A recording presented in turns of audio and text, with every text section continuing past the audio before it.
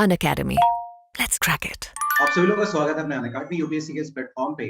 आज अपने साथ हैं 2021 में यूपीएससी की परीक्षा में जो 236 रैंक है विशाल खत्री का। उनसे आज हम लोग बात करेंगे। आज वो आपसे बात करेंगे प्रीलिम्स को लेकर के, आपसे बात करेंगे मेंस को लेकर के। नोट्स मेकिंग एक बहुत बड़ा इश्यू होता है, उसके ऊपर भी बात करेंगे। और एक छोटा सा क्वेश्चन और हम उनके सामने रखेंगे, वो ये है कि किस तरीके से हम लोग मेंस के क्वेश्चन आंसर राइटिंग प्रैक्टिस को भी करने वाले हैं। सो विशाल, सबसे पहले आपको ढेर सारी शुभकामनाएं, lots of congratulations to you मेरी तरफ से और पूरे के पूरे जो भी हमारे स्टूडेंट्स हैं उनकी तरफ से, पूरे अनअकैडमी की फैमिली की ओर से। सो विशाल, कैन यू गिव अस, क्या आप मुझे थोड़ा सा ब्रीफ कर सकते हैं अपने बारे में कि क्या आपके ऑप्शनल सब्जेक्ट से आपका बैकग्राउंड क्या रहा है और अभी आप क्या कर रहे हैं? सर, मेरा नाम विशाल खत्री है और मैं नागपुर डिस्ट्रिक्ट महाराष्ट्र से बिलोंग करता हूँ। मैंने मेरा ग्रेजुएशन आईआईटी बॉम्बे से किया है और उसके बाद मैं एक मैनेजमेंट कंसल्टिंग फर्म में 3 साल तक सीनियर एसोसिएट था। अभी करंटली मैं इंडियन फॉरेस्ट सर्विस में हूँ और उसी की ट्रेनिंग चल रही है देहरादून में। और मेरा optional subject mathematics. That's great, that's great. अच्छा विशाल, मुझे एक बात बताएंगे कि क्या मतलब एक टेक्नोक्रेट्स को आजकल क्या ऐसा हो गया है कि अपने मेन फील्ड को छोड़ करके वो ब्यूरोक्रेसी की तरफ आना चाहते हैं? What was that extent? वो क्या था आपको जो कॉल कर रहा था कि मुझे सिविल सर्विसेज में आना चाहिए? सर, सबके लिए तो मैं कमेंट नहीं कर सकता, बट मेरा बेसिक रीज़न ये था कि जब मैं नौकरी कर रहा था उसी दौरान मैंने एक पब्लिक सेक्टर प्रोजेक्ट किया गवर्नमेंट ऑफ राजस्थान के साथ।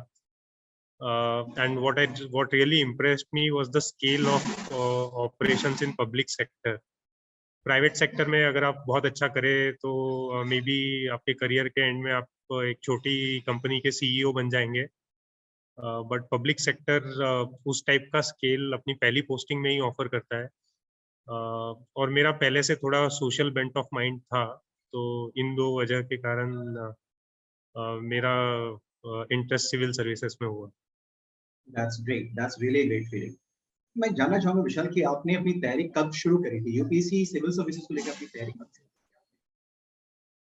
मैंने वैसे तो तैयारी 2018 में शुरू करी थी, बट तब मेरी नौकरी साथ साथ ही चल रही थी और मैंने इमीडिएटली रिजाइन नहीं किया था।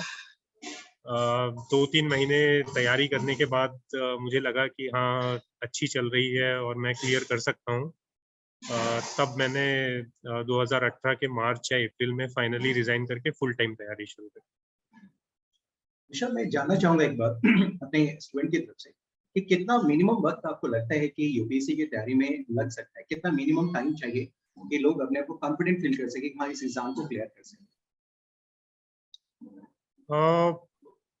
मिनिमम वक्त तो I think person to person vary करेगा, बट 3 से 6 महीने में आपको एक ओवरऑल आइडिया आ जाता है कि आपको ये पसंद है या नापसंद है, और आपका पढ़ाई में मन लग रहा है या नहीं लग रहा है, आपको ऑप्शनल की पढ़ाई कैसे चल रही है।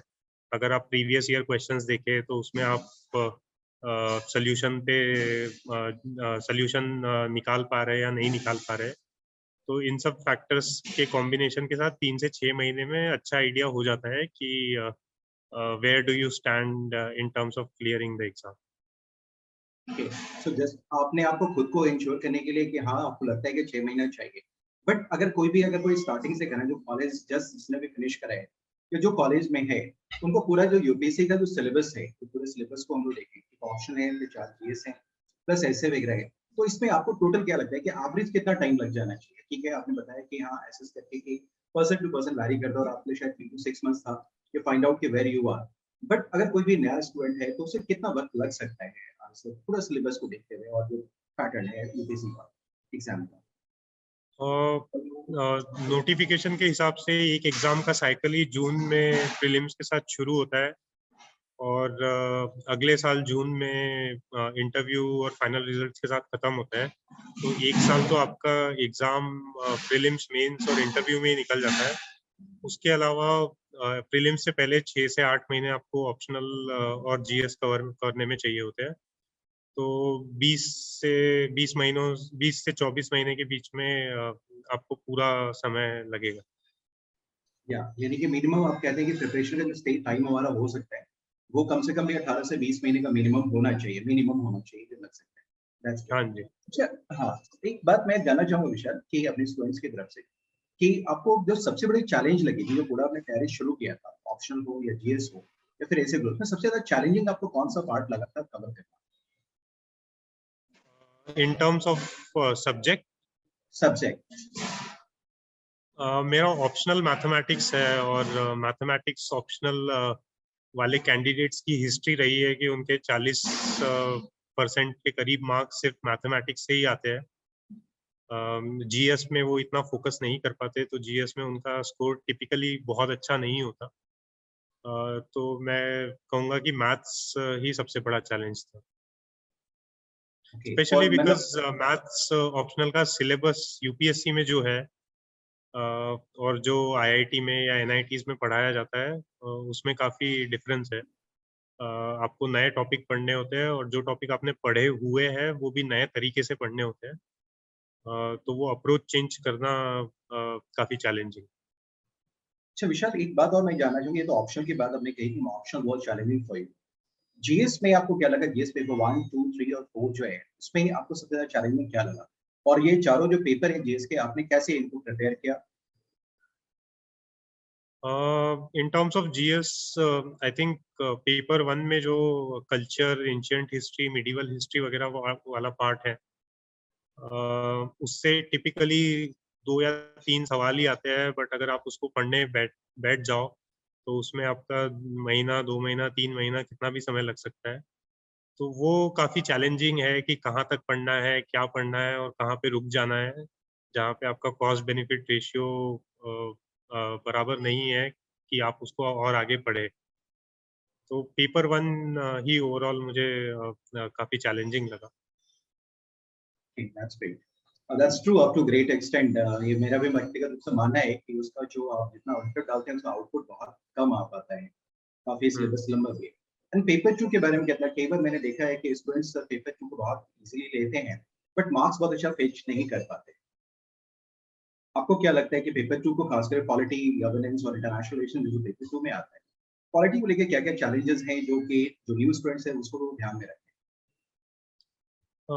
पॉलिटी एक्चुअली बहुत फंडामेंटल सब्जेक्ट है ये एग्ज़ाम के लिए, ना सिर्फ पेपर 2 के लिए, बल्कि जो आपकी एक्चुअल नौकरी होती है उसमें भी day to day laws, rules, regulations, acts, constitution, ये सब का काम पड़ता ही रहता है। तो in that sense it is a very foundational subject for your entire career. But उसके बारे में अच्छी बात ये है कि प्रीलिम्स के लिए तो उसका single source, single universal source उपलब्ध है लक्ष्मीकांत के रूप में। बट मेंस के लिए उसमें कोई सिंगल सोर्स है नहीं, और उसके अलावा उसमें करंट अफेयर्स भी काफ़ी वाइड रेंजिंग टॉपिक से आ जाते हैं। तो वो उसको उससे कोप अप करने में काफ़ी कैंडिडेट्स को मुश्किल होती तुम लोग बात करें पेपर 3 के ऊपर बात कर रहे थे कि there is no continuity as such, कोई कंटिन्यूटी नहीं है। दिखता है। सो कंटिन्यूटी ब्रेक हो रही होती है। तो कैसे इसको आपने कैसे मैनेज किया था when you are at the stage of your preparation? कैसे आप मैनेज कर पा रहे थे इसको? पेपर 3 में अगर आप प्रीवियस ईयर क्वेश्चंस का एनालिसिस करोगे तो कुछ-कुछ टॉपिक्स है, जैसे लैंड रिफॉर्म्स है, या एनवायरमेंटल एक्ट्स है, या साइबर सिक्योरिटी है, ये बार-बार रिपीट होते रहते हैं। तो इन टॉपिक्स के लिए आपके पास हैंडी शॉर्ट नोट्स होने चाहिए, ताकि अगर इन सब पे कुछ क्वेश्चन आ जाए तो उसमें आप अपने 2 या 3 मिनट बचा सको, and then you can spend that time on new questions which require some thinking. तो उस तरह से बैलेंसिंग की थोड़ी ज़रूरत है। उसके अलावा पेपर 3 में डायग्राम्स और डेटा पॉइंट्स, कमिटी रिपोर्ट्स का भी हेवी यूज़ करके आप थोड़ा एक्स्ट्रा मार्क्स जनरेट कर सकते एंड एथिक्स के लिए आपने क्या किया था? एथिक्स को कैसे प्रिपेयर किया था आपने? हैं। एथिक्स के लिए मैंने कोई बुक वगैरह तो रेफ़र करी नहीं। जब भी न्यूज़पेपर पढ़ते हुए या टीवी देखते हुए या कोई सोशल मीडिया पे ब्राउज़ करते हुए कोई एग्ज़ाम्पल वगैरह मिल जाता था, तो वो मैं नोट्स में ऐड कर लेता था, और उसके अलावा जो भी बेसिक टर्म्स वगैरह है, उसका मैंने डेफिनेशन गूगल करके बनाया हुआ था। काफ़ी सारे प्रीवियस ईयर टॉपर्स के भी इसमें नोट्स अवेलेबल है, तो उससे भी कुछ-कुछ अच्छी चीज़ें आप उठा सकते हो, कोई एक पूरा फ़ॉलो करने का ज़रूरत नहीं है। केस स्टडी में थोड़ा आपको फ़ॉर्मूला डेवलप करना पड़ेगा कि अ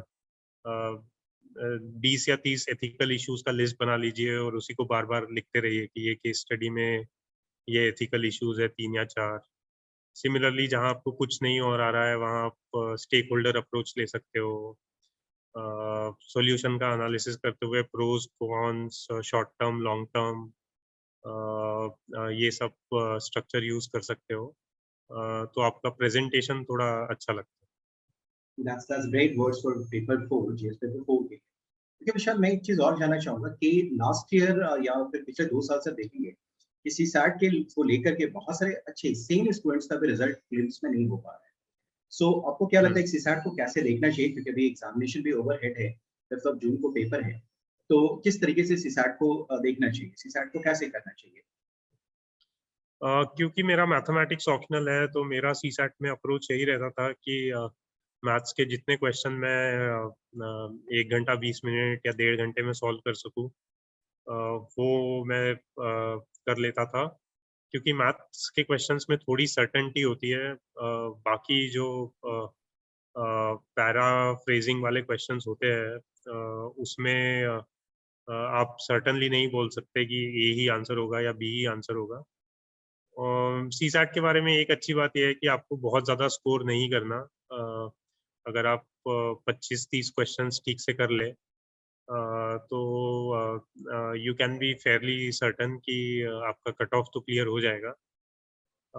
इसमें एक चीज़ ये ध्यान रखनी है कि पेपर 1 के बाद बहुत सारे लोग बाहर निकलते ही अपना की खोजने लगते हैं या आंसर्स गूगल करने लगते हैं, और उसी में वो 1 डेढ़ घंटा वेस्ट कर देते हैं, और कभी या तो डीमोरलाइज़ हो जाते हैं या ओवर कॉन्फिडेंट हो जाते हैं, और फिर उनका मन सीसैट में उतना लग नहीं पाता, तो उसको सॉल्व करते हुए उनके दिमाग में पेपर 1 के बारे में ही चलता रहता है कि ये गलत हो गया या ये सही हो गया, वगैरह-वगैरह।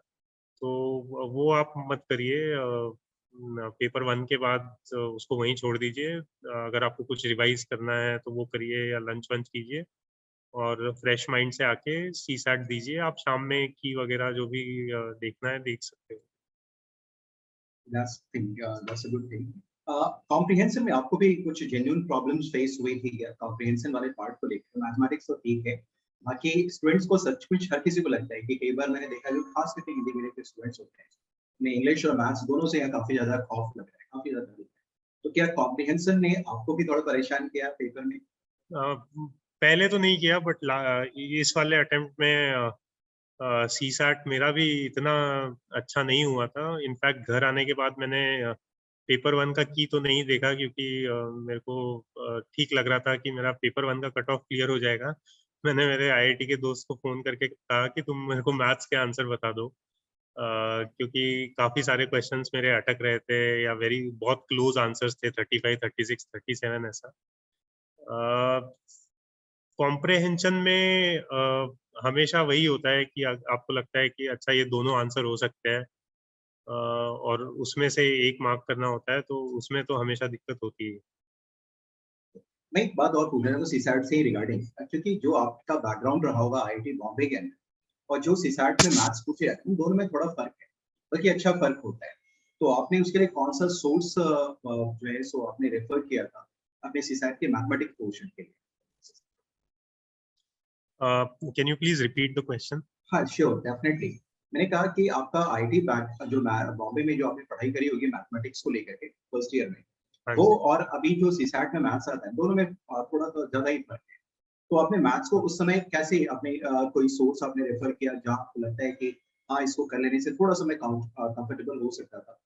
तो आपने क्या रेफर किया? क्या ये क्या करना चाहिए? What would your suggestion for the students जो इस बार पेपर में अपियर हो रहे हैं? ऐसा कोई सोर्स तो मैंने रेफ़र नहीं किया, क्योंकि जेईई के अलावा भी काफ़ी सारी कॉम्पिटिटिव एग्ज़ाम्स, केवीपीवाई, एनटीएससी वगैरह में सिमिलर टाइप के क्वेश्चन आते थे। तो मैं ब्रॉडली कंफर्टेबल था, बट हाँ, मैं जाने से पहले कोई फ़ॉर्मूला शीट वगैरह ज़रूर देख लेता था।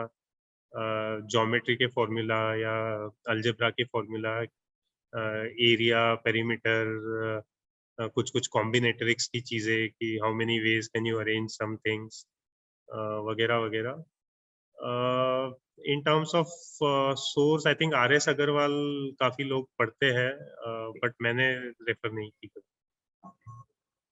Okay, no worries. अभी पेपर अभी होने वाला है। आप जो इस बार 2022 के लिए जो एस्पिरेंट हैं, उनके लिए आप क्या मैसेज अभी देना चाहेंगे?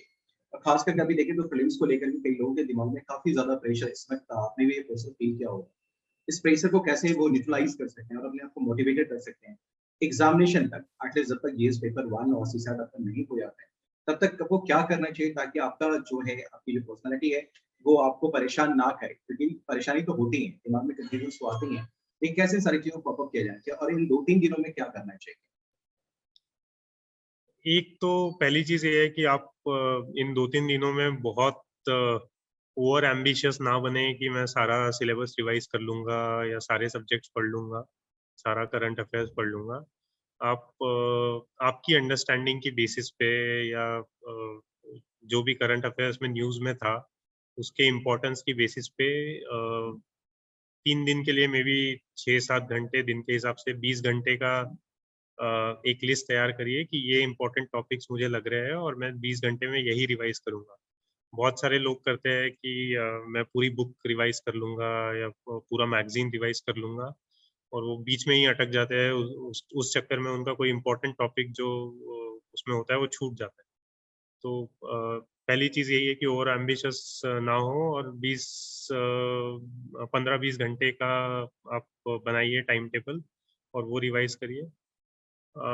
दूसरा 2018 के बाद से ज़्यादा रिवाइज़ करने का या ज़्यादा टेंशन लेने का तो कोई मतलब रहा ही नहीं है।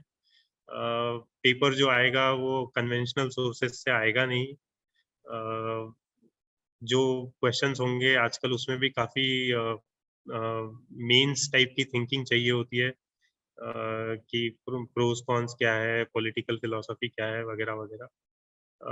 तो आप पढ़िए ज़रूर, मतलब पढ़ने से आपको फ़ायदा ही होगा, बट ये भी ध्यान रखिए कि पढ़ाई 2 दिन या 3 दिन की पढ़ाई से आपका सिलेक्शन ना तो रुकेगा, ना तो हो जाएगा।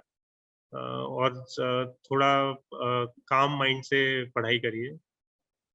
तीसरा, काफ़ी लोग सेंटर के बाहर अंदर जाने तक पढ़ते रहते हैं, काफ़ी लोग 2 दिन पहले पढ़ना छोड़ देते हैं। तो वो आप पे डिपेंड करता है, आपकी पर्सनैलिटी को क्या सूट करता है। मैं तो सेंटर तक जाते हुए गाड़ी में भी पढ़ता था, सेंटर के बाहर भी पढ़ता था। ऐसा नहीं है कि मेरे को कोई उससे हेल्प होती थी। मुझे लगता है कि उसका ज़्यादा फ़ायदा ये था कि मेरे दिमाग में रैंडम थॉट्स नहीं आते थे और मैं बिज़ी रहता था किताबों में। मैं इधर-उधर नहीं देखता था कि ये बच्चा क्या पढ़ रहा है, वो बच्चा क्या पढ़ रहा है, या आज क्या होगा? ये सब थॉट्स अवॉइड करने के लिए मैं सेंटर के बाहर तक पढ़ता रहता था। That's a very honest words from your side. ये काफ़ी अच्छी बात है कि खुद को एंगेज रखने के लिए ज़्यादा कि डिस्ट्रैक्शन ना हो, इसलिए 11th आवर तक भी आप पढ़ते हुए जाते थे। सो ये बहुत रेयर एक फैक्ट है जो आपने बताई। जनरली लोग ये बातें नहीं रिवील करते हैं, but you said that, that's a great thing.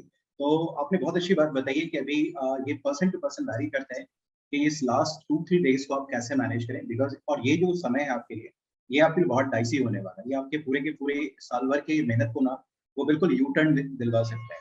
तो आपको बहुत सँभल कर के इस वक़्त आपको मेहनत करना होगा या अपना काम करना होगा, जो भी आपने नोट्स बनाए हैं, जहाँ आपको लगता है कि कुछ भी ग्रे एरियाज़ हैं, उसको मल्टीपल टाइम्स बस रिवाइज़ करते रहें। कुछ अगर छूट गया है तो ज़्यादा बॉदर होने की ज़रूरत नहीं है। बिल्कुल कूल रहिए, काम रहिए, कंपोज़ रहिए और एग्ज़ामिनेशन जाते तक भी अपने-अपने इस स्टेशन को मेंटेन करके रखिए। आई होप कि that would be sufficient for you और इससे आप बेहतर कर पाएँगे, ठीक है ना? और मेरा भी व्यक्तिगत रूप से ये मानना है कि जब मैं भी कभी पेपर दिया करता था, तो जो ये इन बिटवीन जो टाइम होता है ना, उसमें आप जितना अपने आप को दिमाग को रिलैक्स कर सकते हैं, कुछ खाना-पीना, कुछ न्यूट्रिशियस कुछ भी खाना-पीना आप खाइए, वो आपके ज डेफिनिटली काम आने वाला है। अगर आप पढ़ते हुए जाएँगे तो कई बार ऐसे थॉट्स होते हैं, कई चीज़ें होती हैं जो आपके दिमाग में रैंडम उस वक़्त आती नहीं है और जब आपका एग्ज़ाम ओवर हो जाता है, फिर आपको वो ख्याल आता है कि अरे यार! इसका ये आंसर हो सकता था। So please avoid that. So I will really appreciate कि विशाल ने आपको बहुत अच्छी बात उन्होंने बताई कि आपको किस तरीके से एग्जामिनेशन हॉल में मैनेज। अच्छा, एक विशाल मैं एक और बात करना चाहूँगा कि कई मेरे स्टूडेंट्स हैं, लास्ट टाइम भी ऐसे कई टॉपर्स हैं जिनके साथ मेरा इंटरेक्शन हुआ था and they said very beautiful words. मैं आपसे भी जानना चाहूँगा कि कई बार ऐसा होता है कि जब आप पेपर को देखते हैं, जब आप एग्जामिनेशन में गए, तो कई बार ऐसा होता है फर्स्ट 4 5 6 क्वेश्चंस आपको नहीं आते, यू आर कंप्लीटली ब्लैंक होता है, पूरी तरीके से हो जाते हैं। देन आपके अंदर थोड़ा सा प्रेशर माउंट होना शुरू होता है। तो at that moment what would you suggest कि हमें जो हमारे जो एस्पिरेंट्स हैं, जो हमारे अभी जो स्टूडेंट्स हैं, जो लर्नर्स हैं, वो किस तरीके से इसमें अपने आप को मैनेज करें, क्या करना चाहिए उनको? पहली बात जो आप अपने दिमाग में फिट कर लीजिए कि प्रीलिम्स का कट ऑफ बहुत ज़्यादा अब बचा नहीं है। इस बार भी अगर आप देखेंगे तो 87 नंबर कट ऑफ होता है। मतलब आपने अगर 45 क्वेश्चन सही कर दिए बिना किसी नेगेटिव मार्किंग के, तो आपका पेपर तो प्रीलिम्स तो क्लियर हो ही जाएगा, और उसमें नंबर तो मैटर करते नहीं है, बस क्लियर होना मैटर करता है। तो आप ये हमेशा, मतलब मैं भी हमेशा ये सोचता रहता कि बस 45 क्वेश्चन सही करने हैं, 45 क्वेश्चन सही करने हैं। तो अब आपको कौन सा सेट मिलेगा वो आपके हाथ में नहीं है, किस टॉपिक से क्वेश्चन शुरू होगा वो भी आपके हाथ में नहीं है। तो 5 या 10 क्वेश्चन टेंशन लेने की कोई जरूरत नहीं है। कई बार ऐसा हुआ है मेरे साथ भी कि एंशिएंट हिस्ट्री या मिडिवल हिस्ट्री का सेक्शन पहले आ गया, और जो मेरे स्ट्रॉन्ग पॉइंट्स है पॉलिटी, एनवायरनमेंट, इकोनॉमिक्स वगैरह, उसका काफी पीछे था। तो मैं तो टिपिकली ये करता हूँ कि अगर पहले पहले से नहीं हो रहा है तो मैं 100 से शुरू करके 100, 99, 98 ऐसे सॉल्व करने लगता हूँ। और ये हमें पता नहीं पेपर सेट कौन सा मिलेगा, कहाँ होगा, कौन से सब्जेक्ट्स हमारे पास आएंगे। So probably you were starting, जो आप कहते थे कि अगर टफ क्वेश्चन सारे सेट आ गया आपके पास, तो you were starting from the 100 question. So you please continue what the advice you are rendering and everything. Yes please. हाँ, मैं कह रहा था कि ये सिर्फ प्रीलिम्स का इशू नहीं है। इंटरव्यू में भी कई बार मेरे साथ हुआ है कि पहले 3 या 4 क्वेश्चन के आंसर मुझे नहीं आते, तो काफी प्रेशर बन जाता है कि जो अगला क्वेश्चन है उसका मैं आंसर जबरदस्ती करूं, मुझे आता हो या ना आता हो। बट आपको वो रेजिस्ट करना है, और फालतू की गेसिंग नहीं करनी है। अगर आपको आता है तो ठीक है, अगर आप ऑप्शंस एलिमिनेट कर पा रहे हैं तो ठीक है, नहीं तो 5 या 6 क्वेश्चंस छोड़ने से आपका ऐसा कोई नुकसान नहीं होगा। And you can always come back to those questions after you have gained some confidence in your strong areas. तो आप या तो आप ये भी कर सकते हैं कि जो भी आपका फेवरेट सब्जेक्ट है उसका सेक्शन खोजिए पेपर में, वहां से शुरू कीजिए, और उसके जब 10, 12, 15 क्वेश्चन आप आंसर कर पाएंगे तो आपका कॉन्फिडेंस वैसे ही ठीक हो जाएगा। That's great. I would like to say something कि विशाल ने बड़ी अच्छी बात आप लोगों से बताई है कि देखिए कई बार पेपर होता है कि आपके मन के मुताबिक नहीं होता है, तो घबराने की जरूरत नहीं है। अपना फेवरेट इलाका ढूंढे, आप वहां से भी क्वेश्चन करना शुरू करें। और एक बात उन्होंने बहुत अच्छी बात कही है कि आपको ये ध्यान में हमेशा रखना चाहिए कि जो प्रीलिम्स है उसमें आप मार्क्स बहुत ज्यादा नहीं आ रहे हैं। 45 टू अगर 48 के बीच में अगर आप आ रहे हैं, क्वेश्चन अगर हल कर पा रहे हैं, तो आप अपने आप को एश्योर कर सकते हैं कि आप पीटी इन हो रहे हैं और आपका मेंस आपके साथ हो, आप अपियर हो रहे होंगे। दूसरी थोड़ी बात क्या है ना कि आजकल जो है उन्होंने एक बात कही है कि आप अपनी थोड़ी सी जो है क्वेश्चन को ठीक करने पे थोड़ा सा कंट्रोल रखें, क्योंकि यूपीएससी जो डिफरेंट एग्जामिनेशन ले रही है प्रीलिम्स को लेकर या मेंस को लेकर या इंटरव्यू को लेकर, ये 3 डिफरेंट स्टेजेस के एग्जामिनेशन ना, ये 3 डिफरेंट तरीके से आपकी पर्सनालिटी को जज करते हैं। तो प्रीलिम्स में उन्होंने आपके ऊपर प्रेशराइज करके आपकी इंटीग्रिटी को, आपकी ऑनेस्टी को भी चेक करते हैं कि अगर आपको आता है तो आप हिट करें, नहीं आता है तो अपने आप को रेस्ट्रेन करें, ये ज्यादा बेहतर होगा। तो अगर आप वाइल्ड गेस लेते हैं तो you could be out. I hope Vishal you must be adding with this fact. Yes, I think the only caveat is that आप अपनी एक्यूरेसी को भी ध्यान में रखिए, कितने क्वेश्चन अटेम्प्ट करने हैं ये डिसाइड करते हुए। जैसे मेरी एक्यूरेसी बहुत ज़्यादा नहीं थी, मुझे पता था कि अगर मैं 10 क्वेश्चन मार्क करूंगा कॉन्फिडेंटली, फिर तो भी उसमें से 7 या 8 ही सही होंगे, 30% गलत हो जाएंगे। तो मैं on the higher side attempt करता था, क्योंकि मेरी एक्यूरेसी इतनी अच्छी नहीं थी। बट मेरे कुछ दोस्त हैं उनकी एक्यूरेसी 90%, 95% भी थी। तो फिर वो 65 या 70 क्वेश्चन करके भी एग्जाम निकाल लेते। ओके, सो मैं एक बात जानना चाहूंगा, वैसे आपने ये बात तो कह दी कि पर्सन टू पर्सन वैरी करता है, फिर भी आपको क्या लगता है कि नॉर्मल एक एवरेज कितना क्वेश्चन अटेम्प्ट करना चाहिए किसी भी एक एवरेज स्टूडेंट को, ताकि उनको लगे कि हाँ मेरा प्रीलिम्स इन हो सकता है, क्योंकि नेगेटिव मार्किंग है, तो आप एवरेज कितना क्वेश्चन लगता है कि करना चाहिए? डेफिनेटली पेपर पे डिपेंड करता है, पर्सन टू पर्सन वैरी करता है, लेकिन एक मिनिमम आपको लगना चाहिए कि हाँ इतना क्वेश्चन तो हो, जैसे इतनी गलतियां हो तो हमें लिमिट करके भी हो जाए। कितना मिनिमम क्वेश्चन करना चाहिए आपको लगता है? आई थिंक मिनिमम 75 से 80 क्वेश्चन तो अटेम्प्ट करने चाहिए। 15 से 20 क्वेश्चन तो काफी इजी होते हैं, जो बहुत ही conventional fundamental rights, DPSP, environmental protection act, forest rights act, इन सब बैंकिंग, इन सब सेक्टर से आते हैं, जो कोई भी एस्पिरेंट जिसने 5-6 महीने सीरियसली पढ़ाई की हो वो आंसर कर सकता है। तो ये 15-20 तो आप हटा दीजिए। इसके अलावा आई थिंक काफी सारे ऐसे क्वेश्चन होते हैं जिसमें आप एक ऑप्शन या 2 ऑप्शन एलिमिनेट कर सकते हैं, क्योंकि यूपीएससी के ऑप्शन काफी क्लोज नहीं होते। मतलब अगर कोई डेटा वो देता है तो ऐसा नहीं है कि 1 लाख को 1.1 लाख बना के ऑप्शन देगा, वो 1 लाख को 10 लाख या 20 लाख बना के ऑप्शन देता है। तो वो सब एक्सट्रीम स्टेटमेंट्स भी आप एलिमिनेट कर सकते हो। उसकी बेसिस पे आई थिंक 75 से 80 question is a good range. So Vishal ने आपसे बताया कि हाँ आप मिनिमम कम से कम 80 के अराउंड आप अगर क्वेश्चन करते हैं 75 टू 80, बट ये डिपेंड करता है कि आप कितने ज्यादा कॉन्फिडेंट हैं रेस्ट ऑफ द क्वेश्चंस के में, तो आप इतना मिनिमम क्वेश्चंस आप अटेम्प्ट कर सकते हैं। हालांकि मैं फिर से ही कहूंगा ये पर्सन टू पर्सन और पेपर के ऊपर ये बिल्कुल बातें वैरी करती है, but on an average we could say कि हाँ 75 टू 80 क्वेश्चन आपको कम से कम अटेम्प्ट लेना ही चाहिए इस नेगेटिव में, बिकॉज आपको पता नहीं होता कि कितना क्वेश्चन आप कर सकते हैं। सो अभी विशाल ने काफी अच्छी बातें आपको बताई है प्रीलिम्स को लेकर, मेंस को लेकर के, और मैं उम्मीद करता हूँ कि आपके लिए जो उन्होंने सजेशन दिया है ये डेफिनेटली आपके काम आने वाला है, आपके प्रीलिम्स में भी, आपके मेंस में भी, और इंटरव्यू में भी जो उन्होंने बातें कही है। कई बार ऐसा होता है कि आप गए और एग्जामिनेशन इंटरव्यू के अंदर और आपके पास 2-3 क्वेश्चन पूछे गए और आप आंसर नहीं कर पाए, तो आपको डिमोटिवेट नहीं होना है, बल्कि अपने आप को चेयर से ही रखना है। और हो सकता है कि अगले 2-3 क्वेश्चन ऐसे पूछे जाए इसमें आप अपने पूरे इंटरव्यू बोर्ड के मेंबर्स को आप इंप्रेस कर पाए। तो कभी भी अपने कॉन्फिडेंस को लूज नहीं करना है, हमेशा कॉन्फिडेंस को बना के रखना है। Ultimately it is the examination of your own management. आप जितना अच्छा बेहतर मैनेज कर पाएंगे उतना अच्छा अपने एग्जामिनेशन को सेल कर पाएंगे। सो हम लोग फिर से एक बार विशाल को थैंक यू कहना चाहेंगे, कांग्रेचुलेट भी करना चाहेंगे और उनके उज्जवल भविष्य की कामना चाहेंगे कि वो सिविल सेवा की परीक्षा में वो आगे चल के जो है देश में अपना योगदान, जो उनका रियल जो पैशन है उसके साथ वो काम कर सकें, और हम सभी लोग एक तरीके से विशाल के हाथों में अपने आप को सुरक्षित महसूस कर सकें। We the people of India definitely.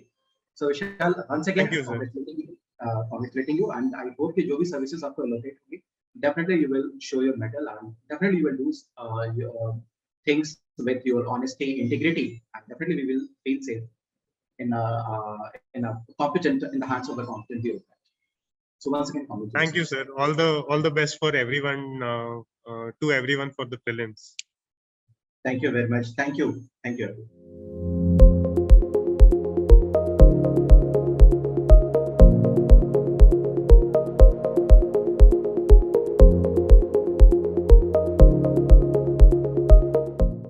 Unacademy. Let's crack it.